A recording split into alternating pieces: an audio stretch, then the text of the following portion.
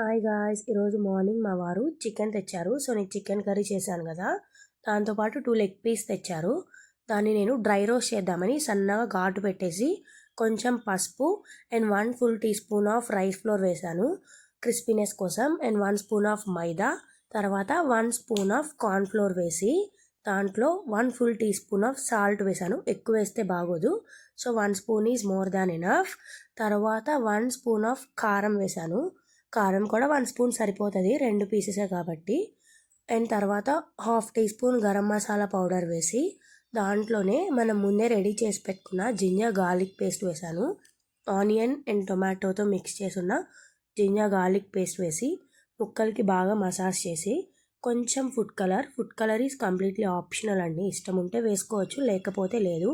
So food colour కూడా వేసి ముక్కలకి బాగా మసాజ్ చేశాను. ఎలా అంటే ఆ టెక్స్చర్ అంతా కూడా బాగా పీసెస్కి పట్టాలి. సో అలా బాగా మ్యారినేట్ చేసేసుకొని ఆ 2 పీసెస్ని మినిమం 10 మినిట్స్ టు 30 మినిట్స్ వరకు మ్యారినేట్ చేయాలి. ఇంట్రెస్ట్ ఉన్న వాళ్ళు ఫ్రిడ్జ్లో పెట్టుకుంటారు, వద్దు అనుకున్న వాళ్ళు బయటే పెట్టేసుకోవచ్చు. ఆయిల్ పిలుస్తుంది అన్న వాళ్ళు పెట్టుకోరు.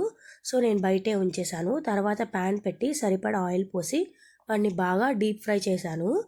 ముక్క బాగా ఉడకాలి, ఎందుకంటే లోపల వరకు బాగా కుక్ అవ్వాలి కదా. So it takes minimum 25 to 30 minutes. SIM ఫ్లేమ్లోనే పెట్టి బాగా కుక్ చేయాలి. తర్వాత దాన్ని నేను టిష్యూ పేపర్స్లో పెడితే ఆయిల్ అనేది కంప్లీట్గా పీల్ చేసుకుంది. కొంచెం కొత్తిమీరతో గార్నిష్ చేసేసి తర్వాత దాన్ని నేను ప్లేట్లో chicken curry with dry roast serve చేసేసాను మా హస్బెండ్కి. ఫైనలీ లస్సీతో కంప్లీట్ చేసేసాం.